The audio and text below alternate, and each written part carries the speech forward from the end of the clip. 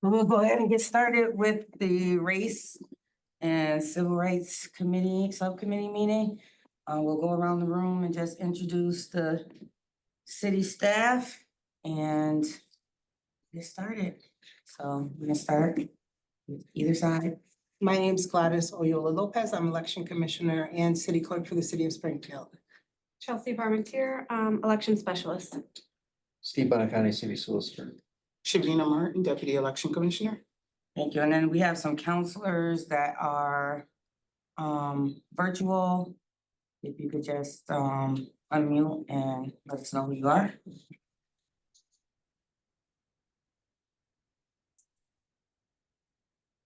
Either LeVar or, City- Council. Well, I'm sorry, I didn't hear you. City Councilor LeVar Click Bruce. And I'm Ward 8 City Councilor Jada Govan. Okay. Everybody else here is guests, but because this concern came up from Pioneer Valley Project, Tara, can you just introduce yourself? Good evening, everyone. I'm Tara Parrish, the Executive Director of Pioneer Valley Project. All right. So we are going to go ahead and get started with the meeting. Commissioner, there have been some concerns in a letter about the inactive voter list and some discrepancies with the list. So what I would like to do is, because I got the letter, I didn't write the letter. I want to turn, well, actually, let's start with what the procedure is to get people on the inactive voter list. What happens when they get to the elections, polling locations, if they're on the inactive voter list, because we had got some different information just Tuesday. And then there is one concern that I had that happened when I was at the polling location on Tuesday.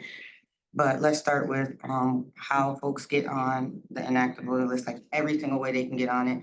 And then if they're on it when they go to the polling location. Okay, so an active voter is someone who is registered to vote and by some method, which is typically the census or not responding to the census, becomes inactive. So in Springfield, we don't have an inactive voter list per se. I'm gonna look over there. What we have is voters on our voting list, which are marked inactive. So per state law, the city of Springfield, as every city and town in the state of Massachusetts, is required to conduct the annual city census. And in conducting the annual city census, if we send out a mailing in Spanish and in English in Springfield so that we are in compliance with federal law, with state law based on language access rights. So if they're put on the list, you send out a mailing? No, they get sent out, the census sent out in February to everyone in the city of Springfield. So we send out about 86,000 pieces of mail citywide. After it gets sent out, someone is either required to send, to respond by either mail, in person, by phone, by email, so that they can respond various methods using, calling us and saying, I'm still registered to vote. I'm still active at this address, or I've moved. And then we inactivate them or we mark them to 2024, whatever the census year that they're sending. So that's the basic process every February in Springfield and across the state. If someone does not respond to the census, we give them a certain amount of time. There's a second mailing, which is a postcard mailing that gets sent out saying, you haven't responded to the census. Are you still in Springfield? Are you still registered to vote here? Have you moved? Typically, those get forwarded through the national change of address with the post office, so it will get forwarded to a new address. We get returns. We've actually brought samples of what the returns look like, just for anybody that's in the room. So there's a couple of things here. So this is one, it gets sent to them. And if it gets sent to them and they don't respond, it gets sent back to us and then we can take action with that. Another one, these are examples of ones that we just received this week. So people who have responded to the census, but they've responded after we printed the voting list, after the required time, because it's typically done by June of each year. And what we'll do with these is once we get them, we put them up to date to this year. If they have changes, we process the changes, and it's just an administrative process in our state system. So if those voters are on the inactive voter list, or if they're marked inactive because it's on list, Yeah. that automatically makes them active? Yes, so this will automatically make them active. Another thing that makes a voter active, and I actually brought an example, if I can screen share, I'm not sure if I can. Should be able to. Just take a quick look here. Of my own voter record and let's see. Gladys, do you mind if I, while you're Sure, doing go that? right ahead. Madam Chairwoman and the other members of the committee, we have had engaging conversations with the Attorney General's office on this matter. Gladys's office has done an exemplary job of making sure that the city complies with all state law in regards to what is deemed an active or an inactive voter.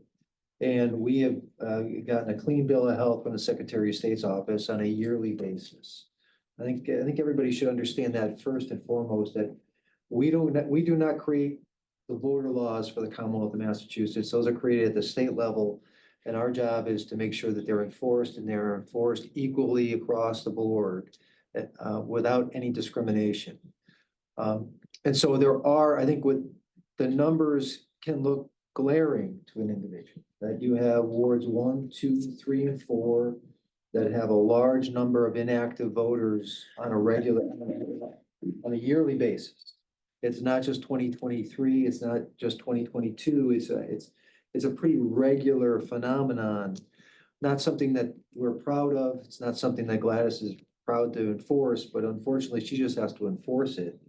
And that there's a much less of a number in wards 5, 6, 7, and 8. I'll leave it to people in the room here to try to surmise what that is, but a lot of it's demographic, it's transient nature. There's a larger number of apartment dwellings in those wards. And so that whether or not people are being as diligent responding back to the census or not. But Gladys's office, I want to be clear about this as you walk through it, Gladys, is that we give voters all these opportunities. There's one mailing, there's 2 mailings. The process that's supposed to work at the polling location is that if a person is deemed inactive and they show up to vote. But we're not at that process yet. I wanna, What I'm saying to you is that there's Yeah. been this process to make sure that first, when people have you, that eligibility to. with all due respect, solicitor, first, when you wanna speak, can you direct it to the chair, not to Gladys? Direct it through the chair, but I want Gladys to explain the process. This is her department and her job. And when she gets through with showing what she was gonna show on the screen, we'll circle back. No one is saying that.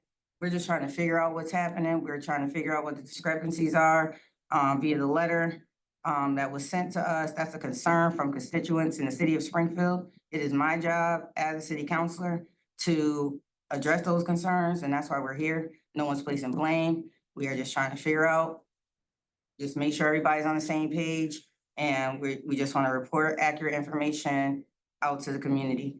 That's it. So we don't have to talk about anybody's character. I don't think anybody in there is trying to do anything illegal. We just want to know how these things are happening, because we have got some people that was on the inactive voter list that said they sent in their census every year. So something is wrong with that, and we have people that never fill out the census that are active. So some discrepancies are happening. Okay? We even got people on the line that never fill out a census, but they were still active when they go to register to vote. So something is happening, and we're just trying to figure out why these things are happening. So I'm gonna turn it back over to you, Gladys, to share your screen, and let's continue on that way. And then when we open it up to the floor, Solicitor, you can have your opportunity to speak. So part of the reason that I decided to print up my voter activity, what I did do is, and I'm not gonna call it a discrepancy because it's really not a discrepancy. I think what happened when the information was requested by the Pioneer Valley Project, there was a misunderstanding or misinterpretation of the numbers that they received. And no phone call was made to us, so we couldn't explain why the numbers are what they are. And why Springfield looks like in these 4 wards, it's higher than the rest of the city. But what I did do was I did speak to the Secretary of State's office, and we're lower than most other cities and towns. So our percentage of inactive voters is somewhere at 17%, when other cities and towns is 18 to 20%. And that's statewide. Even in some of the smaller, more rural towns, it's the same. So part of what I did was. So, I mean, just to be fair, they have a lesser population, right? And Correct. so if you have a smaller population and, I mean, you have. So if they have 4,000 in a town with maybe 50,000 Mhm. people, of course, their percentage is gonna look higher. So to me, that's like, No, that's not the case, because what I'm trying to compare is the town which we have more multifamily dwellings. mhm, And if you look at some places that are single family occupied homes, their percentage is still higher. mhm. And that those are people who would be more apt to answer the census. They're possibly, actually voting, Mhm. but. And they're- maybe nobody's looking into their data, and maybe they should. So I don't even wanna talk about any other community, I just wanna Well, focus on I'm just letting you Springfield. know so Okay. that that's part of the comparison. Okay.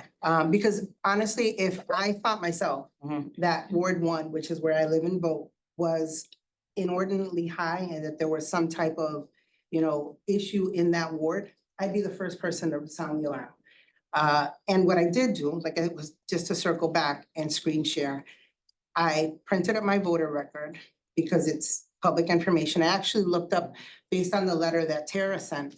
She said that she voted as well and hadn't answered the census in a couple years. So I looked up Tara's voter record, Mhm.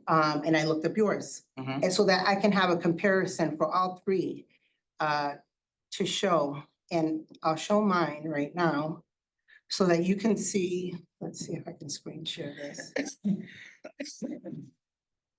Okay, so here is, when you look up a voter record, this is what it looks like for person. So it's my voter ID number, my name, and any date of change on my record. Mhm. That includes, and I highlighted here, back in 2011, I went from being active to inactive. So even though I worked here and was the election commissioner, obviously I didn't answer the census. And then I signed a petition nomination form. So anytime that somebody signs a petition, signs a nomination paper, then their status becomes active again. They don't have to necessarily vote. So if you look at my record, Sign a petition or what? What was a it? nomination. A So nomination. if you sign a nomination paper for any candidate, your Okay, record then becomes active again. okay. You don't have to necessarily respond to the census. Census, okay. So if you look at my voter record, I vote every year faithfully. So anytime I vote, my record is active, but it's also active because I sign petitions. And then we, as a state, in our state program, let's see if I can do this without. So I scanned it. Anytime I sign any petition or nomination paper, Mhm. it shows my name and whose papers I signed. So that is another way that the system catches if you're an active person in the system. Not necessarily voting, not necessarily responding to the census, but you're active. Another way that you can become quote unquote active is by going to the Registry of Motor Vehicles, renewing your license. You go to DTA, Mass Health, any state agency, and your status then is tied to our state system and you become active as well. So there's various ways for any voter who doesn't respond to the census to get flagged as active with us. Okay. So, All right. and the same thing, so when I looked up, if you don't mind me sharing yours, Sure. okay, same thing. It shows anytime, let's see.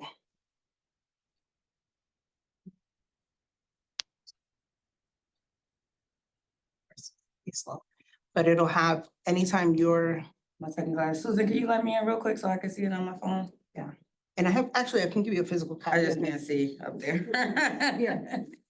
That's okay. Yeah, Oh, yes, yes, me and somebody else in the way. so right now, you're currently active. If you look right here, it says that you're active.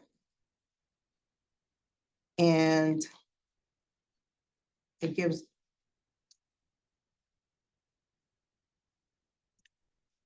the census year right here. You haven't responded to the census last year. Yeah, that- Oh, yeah, but right. you didn't do it this year, but you're still able to vote, and you didn't have to show ID because you're not marked as inactive. Because you probably sent petition, nomination paper, and scroll down again. It shows, see where you voted, and you went from being inactive back in 2015 to active. So, I mean, I think that. Now, why was I inactive in 2015? Maybe you didn't respond to the census back then, but but when you voted, then you became active.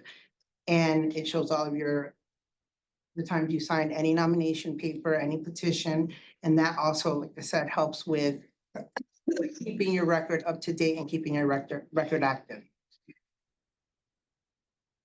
But for people who don't sign nomination papers, who don't do this, any type of state activity with any state agency is tied to our system and helps us update the system.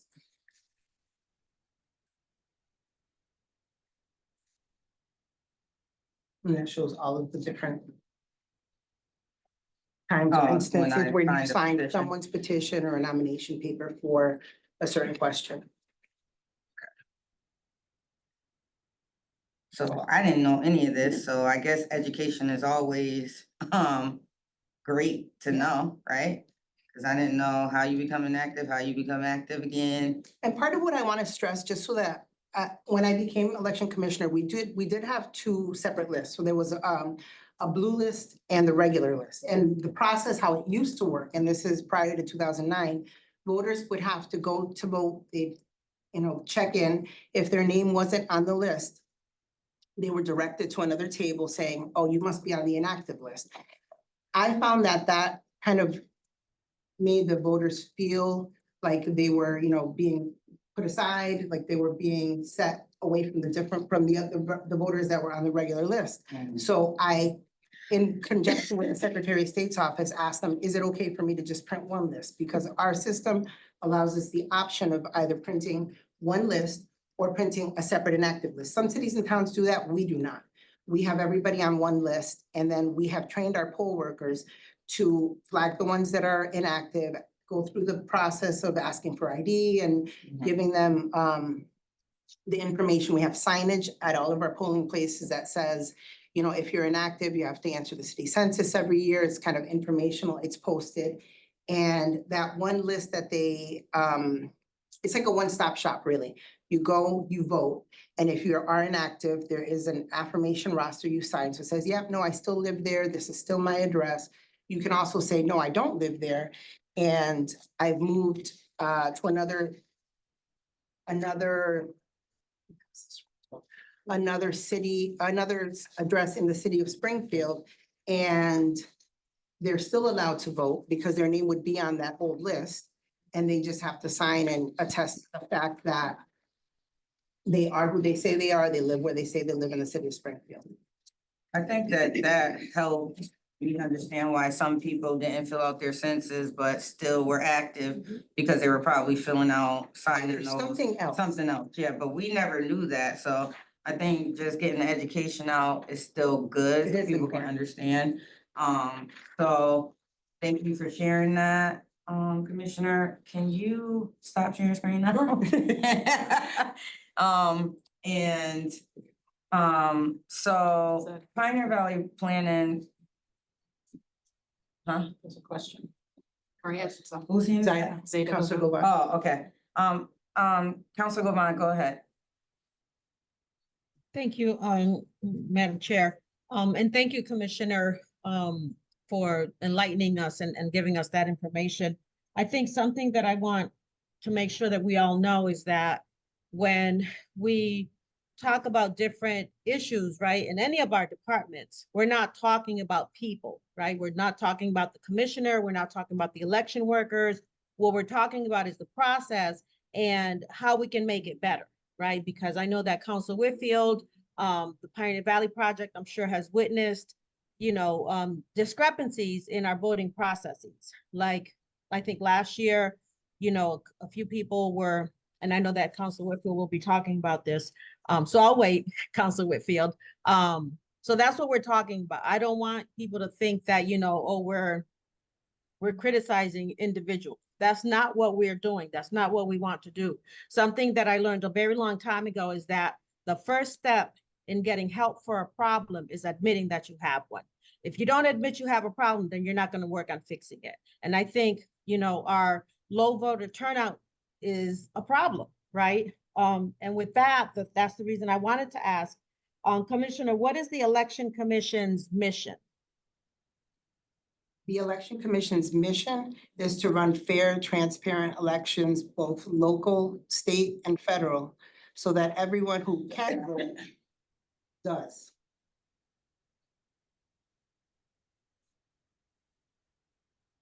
Okay, so there's nothing in there about hoping or working towards making sure that everybody is voting or is able to vote or is That's- encouraged to vote? Well, that is at the base level, running the transparent and fair elections, that sums everything up. So I can break it down by what we do as an office in order to ensure that voters who are able to cast a ballot too. But our mission really is to be transparent and fair to all voters in the city of Springfield. So I think that part of what gets lost in translation is that there are, we are operating under state and federal laws. So the things that we can do or that we do as an election commission are really, I don't want to say that we're hamstrung, but we are really tied to the work that we have to do based on state law. So the inactive voter list or the inactive voters is one part of it. Our outreach, the education that we provide, I don't think you're gonna see, maybe Health and Human Services might be a little bit more active in the community. But as far as a local election commission, nobody in Western Mass can say that they outdo with the small staff that we have. I can honestly say, and I can probably say that every election or every city councilor in on this phone call has seen the face of one of my staff or myself at a community event at some point in Springfield. Because it's important to be out there in the community to answer these types of questions, to teach people that registering to vote is easy, it's important, and actually casting a ballot is everyone's right if you're registered to vote. Part of what's Right. has happened since 93 when we had motor voters, so people can register automatically through the Registry of Motor Vehicles. Our voter rolls have increased every single year. So what happens is it falsely deflates our turnout. We have low voter turnout, just like Westfield, just like Holyoke, just like most of the cities and towns when it comes to a local election. It's my goal for us to have, 100% voter turnout. We do as much as we can with the budget that we have to be out in the community, to try to get people and engage people to register, to vote, and to know how to vote, how to cast a ballot. We have, demo elections that we provide. We go out to the schools. So I think the low voter turnout, it's not one, it can't be, there's not a panacea that's going to cure it on our end. Yeah, I know, and I'm aware of that, and I realize that. And then, for example, yesterday, right, was a primary election that nobody knew about, so those are the kind of things that I think, I don't know if the Election Commission, maybe we need to increase the budget for it or put money into that line item, because, that's something that I think the Election Commission could really help with, not just the candidates, right? Because the candidates do what they could do, because I think that's what I heard one time. It's not, the commission's responsibility, it's the candidate's responsibility to get the voters out, which is backwards kind of, and I think that, the state laws, the federal laws, right now, the federal laws, the Voting Rights Act is defunct for all intents and purposes. And if we base our activities on those laws and the state laws, we'll do the minimum, and we'll just say, okay, well, we'll just tell everybody they can vote, but not really, go the extra mile. And I want us to be able to try to do that at some point. And if there's any way I can support you, or the commission at all, please let me know, because that's what my goal is, I would love to see 100% voter turnout rate. That's, that's probably not gonna happen, but maybe we can get to 50. I don't know. So thank you. That's my question. Thank you, Madam Chair. And I appreciate that, Counselor, and I just want to kind of, on one of the remarks that Counselor Govan made, this year more so than on a local election year, people know there's an election. So I know that people say they don't know there's an election. Every single voter in the city of Springfield gets mailed a postcard from the state letting them know that they have the right to vote by mail. And if they didn't apply for a vote by mail ballot for the September election, they were sent another vote by mail ballot application in the form of that same postcard. And it's paid through the state budget. It's sent by the Secretary of State's office. So I think the information's out there. I know myself, I was flyered by, 2 candidates in my neighborhood, and I got probably 3 mailers from each that were sent from different unions or people who were supporting the candidates. So I do, I'm gonna push back on that. Do I think that people read all the mail? No. I think it comes. Exactly, because I spoke to at least 20 people who said they didn't know there was a primary election. So, all those efforts, I think more that we can do. But we're not gonna solve that today. I think one suggestion is we could do some commercials, right? Mm, And more turnout, people may watch more TV, we could do some commercials, maybe Or even social stuff, yeah, social media. some more social media outreach, not just on the commission's website, social media page, but just try to be creative, like send it to all city councilors, like, can you guys send out this information? Mhm. Like, let's do a group effort, but I think what is really, that I'm glad to hear is there's other ways to become active again. And that some people were not marked inactive, even though they had not, sent in their census, like. And I think what Councilor Govan said was very important. We are not here to bash any person. We are trying Mhm. to figure out the process and what's going on with the process, and that's it. And I think she also said, we got to admit that there's a problem. And I think for me, the problem here is education. We were not educated on this process and we just didn't know. And it just like came out of nowhere. What is an inactive voters list? Like, I don't think it was this election. I think it was the last one because I got so, Mhm. they're not letting me vote and I need something with my address on it and this, that, and third. And is that true? Because I think it was in a paper, I think it was Janet's article, it said you can bring your library card. You can bring anything that has your name and address, so you don't need a identification that has a picture. And even if you don't have something, you can still cast a ballot. But there's just a process that, you have to take part in. So you have to sign your name, the person at the polls has to sign their name. So there should never be a reason for a voter to be turned away. Unless they don't have anything with their address. Even if they don't have something with their address on it, then they get to get the provisional Yeah. and they can vote. So there's no reason for anybody to be turned away from it. Unless. Right. At all, period. Okay, Shouldn't be at all. I'm sorry, Madam Chair. There shouldn't be at all because the provisional ballots should be given out. But the problem is, Gladys, that it Yes. does happen. People have been turned away and told they could not vote and that they would have to leave because they were either not on the rolls or, maybe they had moved, they had to go to another place. So it does happen. So I don't know if that's the election workers that maybe need to be educated on that. That has happened a lot. Thank you, Madam Chair, and my apologies. last election season, last year. Then this year, when it was a newer process, I got a lot of, remember I called you right away when someone told me that they were turned away and they couldn't vote. And any, Mhm. yeah, like that. we act on Okay. immediately.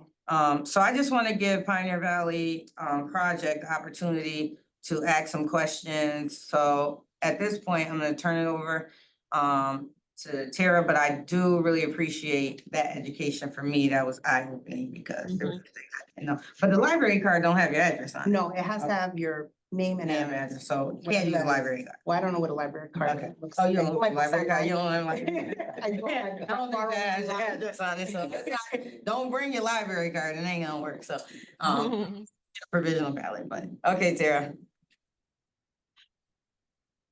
Thanks so much, Counselor Whitfield, and thanks Gladys for some of that clarification that's so important. I think one of the things that would be really helpful for further clarification Because some of our concerns really stem from this public records request that we did a couple of months back in late June.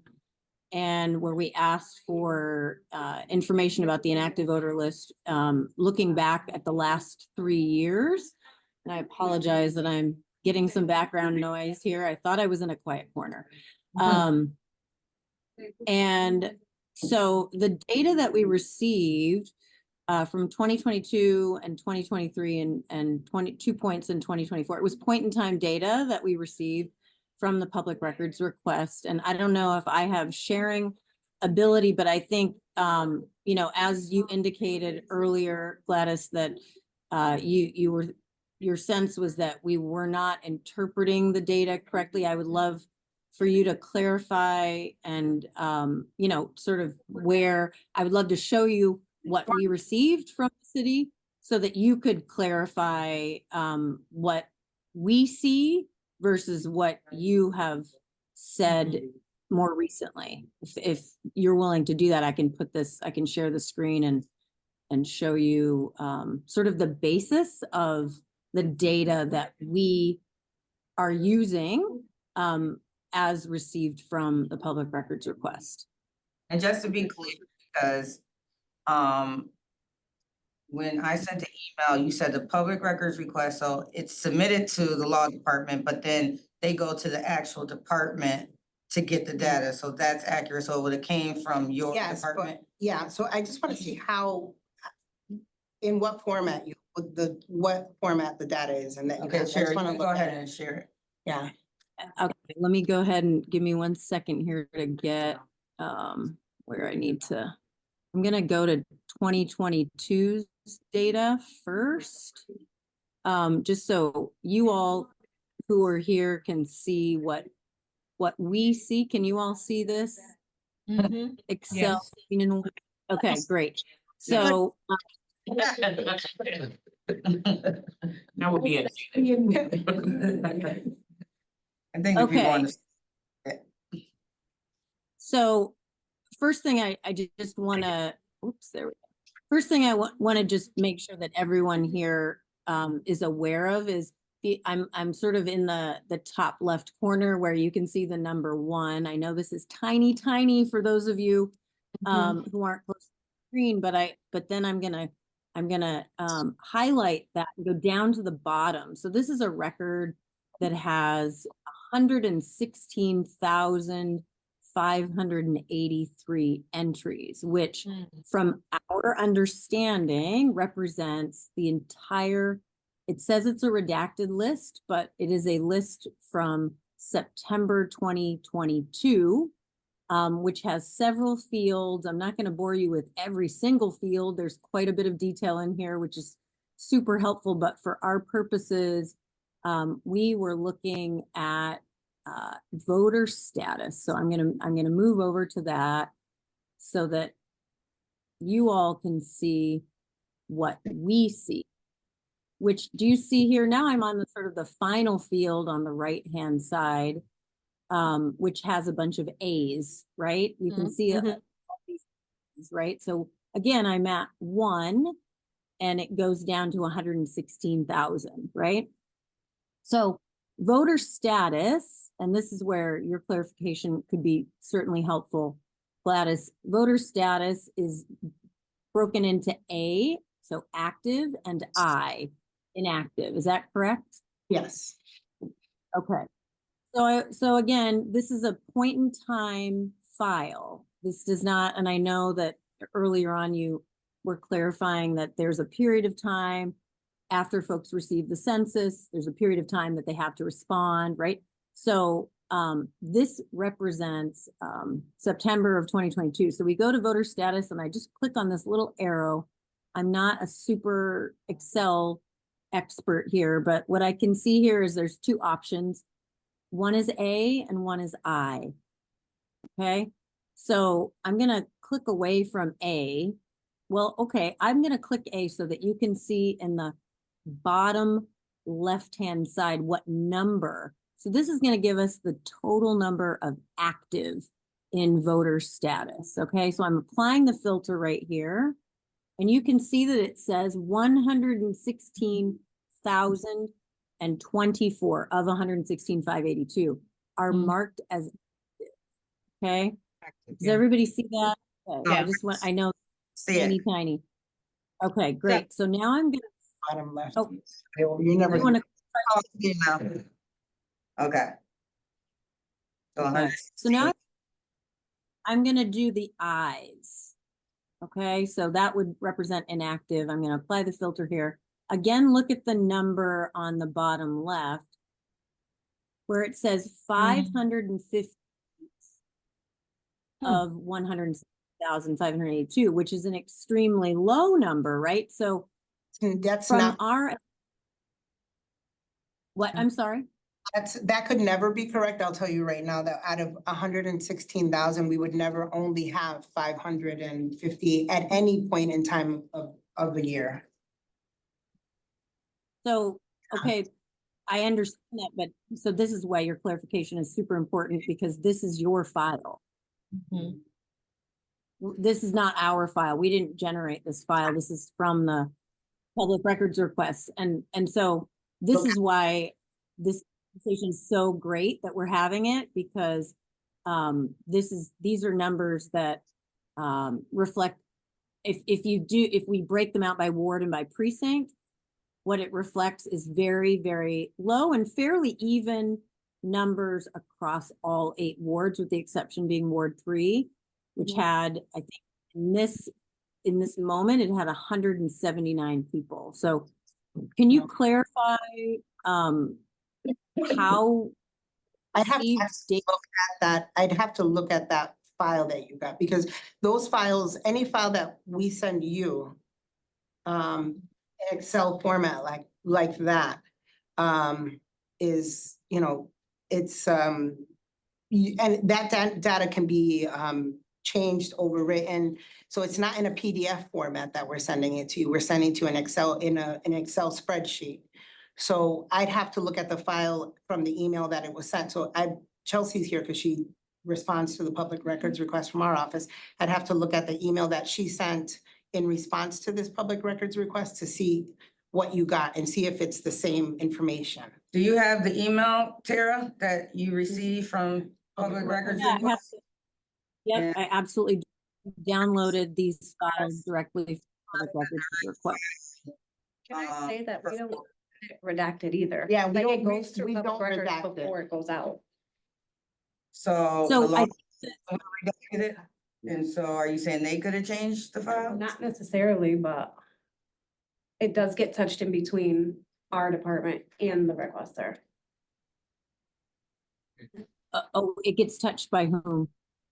So the law department gets it and they redact information like you see in the redacted fields. So before it went to you through public records request, it went through the law department. But I'm hoping So- that they're not changing fields Well, and. not, maybe not. Right. But Purposefully, no.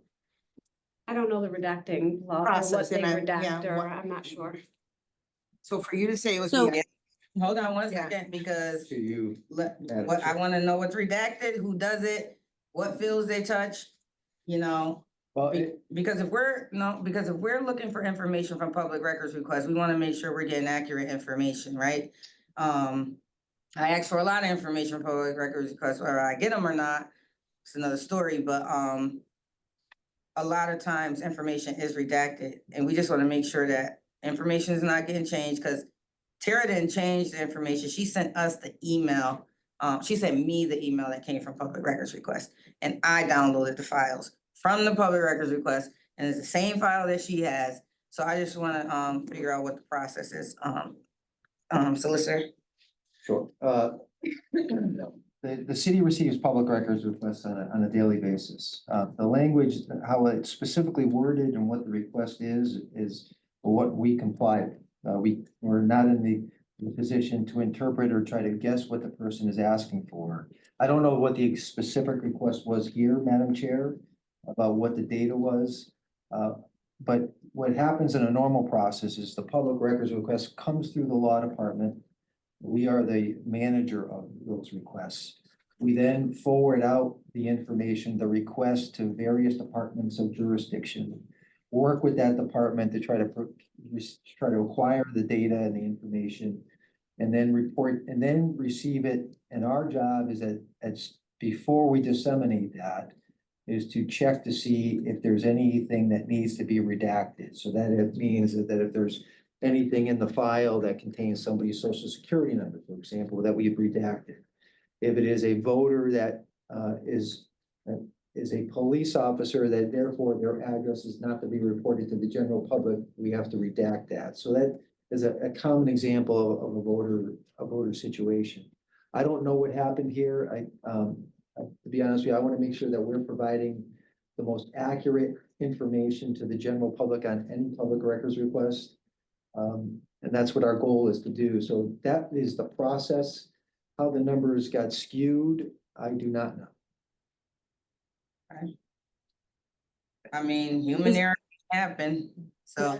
Sure, I'd just like to, based on the letter or the request that was sent to the AG's office, Tara, one of the things that I did is have the Secretary of State's office pull our, like a 3-year comparison and give us that audit, because I was concerned. I'm like, how are they seeing information that I can't see on my end? And when she pulled the 3-year comparison, I believe you have a copy of it, because they said they were gonna email it to you. Did you receive a copy? Yes, okay. And so that, oh, I think you're muted. Oh, am I muted? Can you hear me?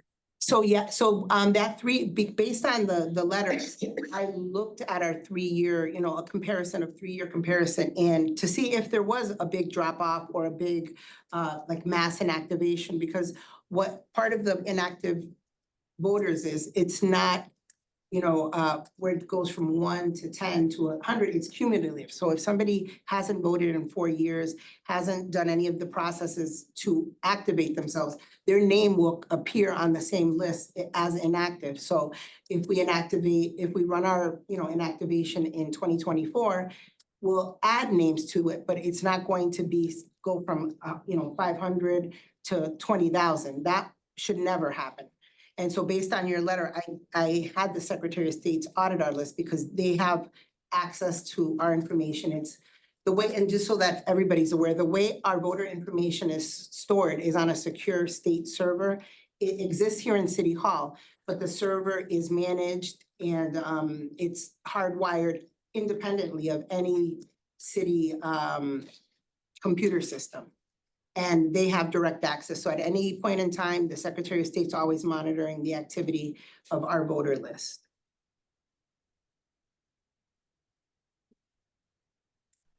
I don't know what to say to that, because clearly wrong list or inaccurate lists were sent to someone that requested a public record.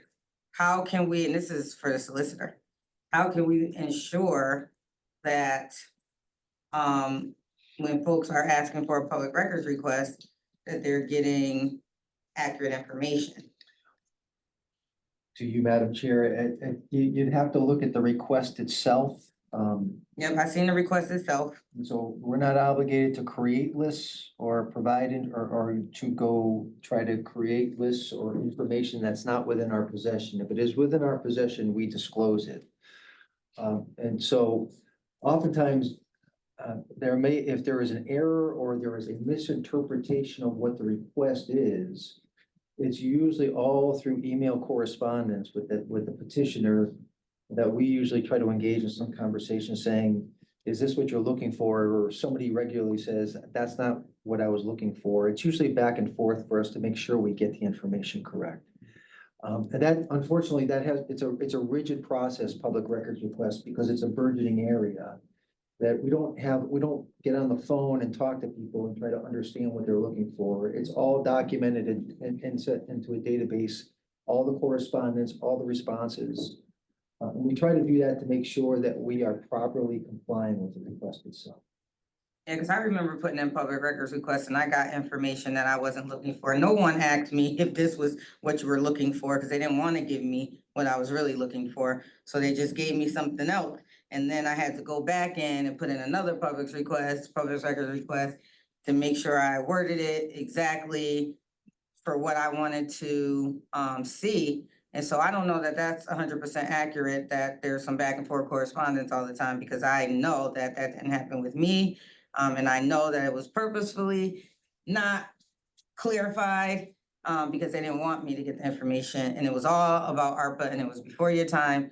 I ain't gonna bother you with those little details, but I just wanna say that that does not always happen, and I hope under your leadership that it does, if they're not 100% clear on what the requester is looking for, that they will request more information to clarify what the request means. And I think it was even before Jeremy St. Lawrence, I think when he came, I started getting emails asking exactly what I was looking for. So hopefully it was before your time, but I'm just gonna let you know that wasn't the process. It might be now. So thank you for that clarification. So I'm just gonna choke this up, Tara, because it doesn't make sense to go back and forth. The information that was provided to you was inaccurate for 2022 and 2023 with those very low numbers. Is there any other questions that you have beyond that?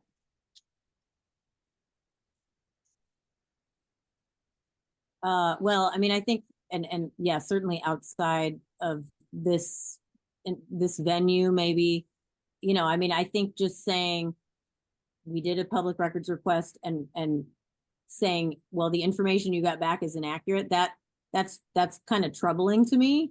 And I would love the opportunity, Gladys, and you know, and with any other folks that you feel like are appropriate to be in the room for that conversation. I feel like that conversation deserves some additional review because you know, as I think our city solicitor said, you know, the city's not required to create new documents, you know, in a public records request in response to one.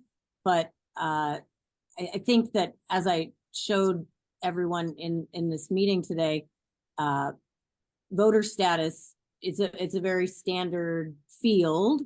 And so, and the data that we see in 2022 and the data that we see in 2023's files reflect a similar really low number of people on the inactive voter list in every ward, and then it jumps up dramatically in 2024. And I feel like we haven't really, I haven't heard anything that sort of helps me understand clearly, one, how we got data that was wrong if the city is generating the data or the election office is generating the data. And two, it also doesn't explain, the data itself doesn't explain the experiences that folks have had when they go to their polling place, or how poll workers may be trained to respond if someone's listed on the inactive voter list.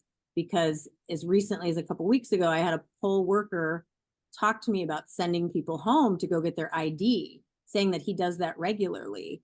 As a long time, I think he said he's worked there for, you know, dozens of years.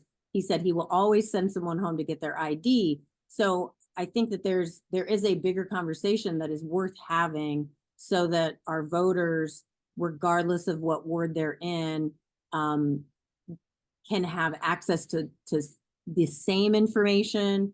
You know, in the article that was published, it says that folks receive a follow-up postcard saying they're not. I think that was the Secretary of the Commonwealth's office that said folks receive a postcard. That does not happen. You know, I think, as Councilor Whitfield indicated, I myself should be on the inactive voter list. I've never ever received any indication that I am when I go to vote, which I know that neighbors in Ward 1 and Ward 3 have that experience where they are told they're on the inactive voter list and asked for identification. So we certainly could benefit, I think, citywide from continuing this conversation, and, you know, and making sure that everyone is on the same page. And so I would humbly request that we find a way Gladys, maybe, offline or in another public venue, because I certainly think there's public interest in this issue, to continue this conversation. Thank you, Tara. Gladys, you wanted the opportunity to respond? Yes, so just, I welcome any venue that we can provide, election education to any of the voters or any, community organization that can do it on our behalf, who has a broader reach, like for yourself. Part of what I don't know if you heard earlier in the meeting where I said, you, for example, Tara, I did look up your voter history, and the reason why you were not inactive when you went to vote is because you signed a petition. So the same year that you were, from the last time you responded to the census, which I think was 2022, you have been an active voter in other respects, either signing a petition or signing a ballot question.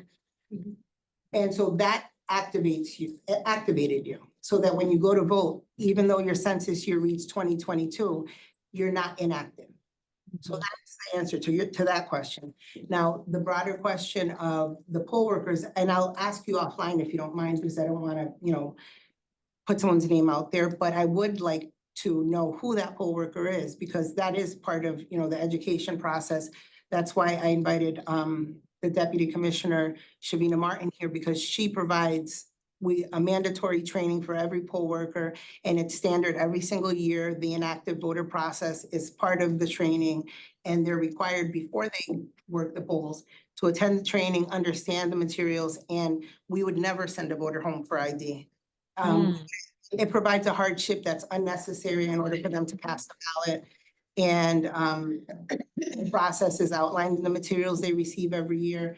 So I would like to know that person's name, because clearly they're in need of retraining, and definitely before the next election. Okay, I do see Council Govan, but I have a couple of comments to that. How far in advance do the poll workers get trained before election day? So by law, we have to train them before the first election of the year. And what we do, our process is, so for this year, we had 3 elections. We began our training process in January. And then I also train before every election, because because we have a rotating hiring. So our poll workers don't work every election based on their availability. And I make sure that the staff is trained. So we'll be preparing probably at the end of this month to do a training before November. Okay, so I can say, fair to say, I worked for the poll and I was a warden 1 year. We're gonna forget that information. You're just gonna forget, because you don't do elections all year, every year, right? You do it whenever there's an election. So, I mean, just to be fair, poll workers are human. Some are new. You get new poll workers every single year. They're not gonna retain all the data in that long training. No offense, it's good, but it's pretty long. And then you're there from 7 AM to probably like 8:30 at night. You're tired, you get an hour and a half break, but still, that's a long day. So not making any type of excuses. I know they do the training because I had to go through it when I was a poll worker and when I was a warden. I know there's a training that occurs. But I can tell you, even as a warden, when I go to the polling location, I'm not gonna retain every piece of data that I learned in that poll worker training. But what I do wanna encourage is that when it comes to inactive voters list, that there are designated workers for that specific problem that got experience. Because, even when I went to vote on Tuesday, there was a person that came in there, we walked in together, and he voted at my location, and his location was changed. And he was like, why was my location changed? I came here last time, da, da, da. Nobody knew. He showed his ID, same address, never moved. And he was told that the state or the registry, somebody changed his address to his grandmother's address. And he was like, why? Because my ID does not say my grandmother's address, so why? And he was showing his ID, and I was right there, and I got on the phone with Adam. It was Adam's person. So Adam talked to him, and I left. cause I had to work, but I don't know why his address was mysteriously changed. So something, and that may not be on y'all. No, you can say it. Um, We know who you're talking about and we can okay. tell you why. Okay, tell me why, tell me why. Well, I don't know that part, Oh, but what I will, this is my response. So as to the poll workers and the training, so one of the things that I always stress, and many of them do, is for them to retain their training packet because it's designed in a way for them to be able to utilize it. And also part of the supplies that we provide multiple manuals, so they have the same, so if things come up, if there's trouble, again, we are a small office, even on election day, so we have 5 telephone lines. If there's 380 of them. You know, So if they can't, We're gonna call. if they can't get us, we still provide them with their quick reference guides. So that if they find that they can't reach us and they are kind of unsure, they're lacking in their confidence, that they have it on hand. To be able to reference. So those are some of the things, the resource material that we do provide to them as well.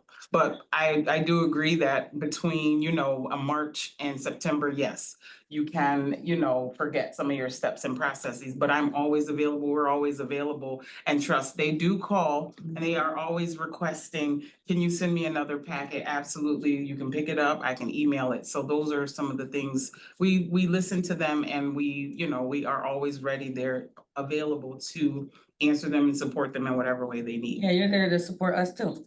Thank you. Absolutely. And What we got? I can speak to that particular voter change of address. Mhm. Is that the Pittsfield one? That that when, part of how I mentioned earlier, your voter record really is tied to other state agencies. So if you decide that you can get cheaper car insurance in Pittsfield, for example, So many. Yeah. and you change your address, so many people do it. And this one gentleman changed, he went to vote. And he was we look him up in our computer, we're like, no, you moved to Pittsfield. Oh, no, I didn't move to Pittsfield. He has a business. I there have a something. business there, Yeah. so I changed my address. And we're like, well, Mhm. that's insurance fraud, number one, just letting you know. Number two, you are now a registered voter in Pittsfield.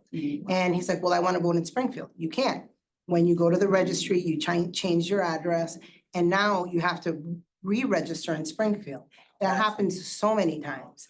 And that person, we do have to turn away because they legally registered by signing their name in a different city. Yeah. And that happened several times this past It did. election, and Yes. that was in Ward 2 as well. That was in Ward 2, that's Yeah. where I lived, I was in Ward 2. Yeah. So, okay, so voter fraud, don't do it, I mean, Part don't do of- insurance fraud, be honest. But do part that of, thing. part of what I'd like to hopefully take away with this is just kind of peeling back the layers of things that maybe people don't know about elections, that we, Shavina, Chelsea and I live elections 365 days a year. So we know this like the back of our hands. And sometimes I'll say that we expect that there's a level of expectation for whether you're an elected official to know it, or if you're another city department to know it, or if you're a voter to know it. But one of the things that I always try to end every interview with when I get interviewed by the press is call us. What would you like the voters to know? We are here to answer any question that you have about voting, about the process, because that's really our job, to be transparent as possible about the whole process from before you're registered, because you can pre-register at age 16 through, when we have to take someone off the list as deceased or moved. And this is kind of like the beginning part of that conversation. This year, when we have such an important election for president in November, I want us to kind of foster this relationship with all these different, people here, because if you took your time to come to this meeting, we took our time to come to this meeting, just know that we're always available. And that's great, and I know that we're not going to resolve like what happened with the list that was I sent took it a copy. I via really wanna public look into records. it. Kara, if you could email it to the elections office, she wants to see that what was sent to you, like the original public records request email, that would be great. So one thing I do want to say is that when it's time for us to like vote for polling locations and things like that, because you said there's a level of expectation that we're supposed to know, but we don't know what we don't know, and we don't know what to ask if we don't know it, right? And so if you could like say, some of these things might happen. If they happen, give us a call right away. that will help us, like, we're gonna vote your polling locations in regardless, but giving us that level of information will help us help the constituents more when these type of situations arise, because I didn't know any of this. I didn't know if I'm signing a form, I'll make sure my insurance go with my address and make sure.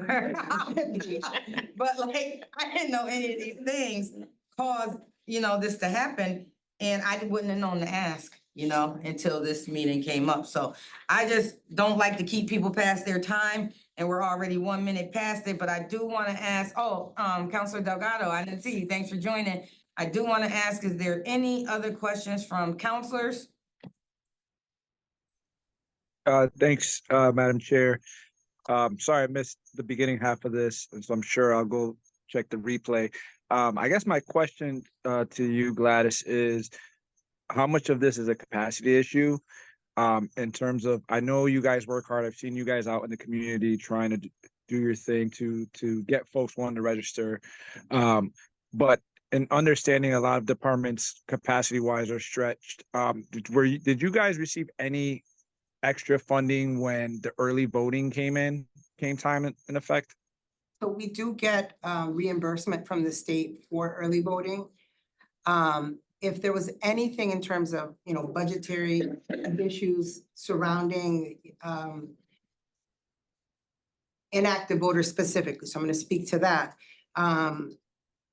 You're not gonna get any department head that's not gonna want more money for the department, right? So I won't say capacity as far as staff. I think the staff we have is sufficient to do the work that we need to do. I think it's costly. Every year, year after year, postage has increased. So that becomes a costly issue, and that's I would say the largest part of our budget is our postage and mailing budget.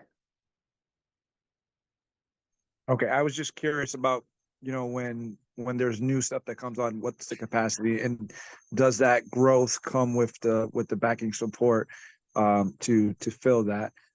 In terms of the inactive voters list, I want to continue to hear more. So, please keep me in the loop. And thank you to the chairwoman for having this, because I think it is an important discussion, especially in a city like Springfield where we have a low voter turnout.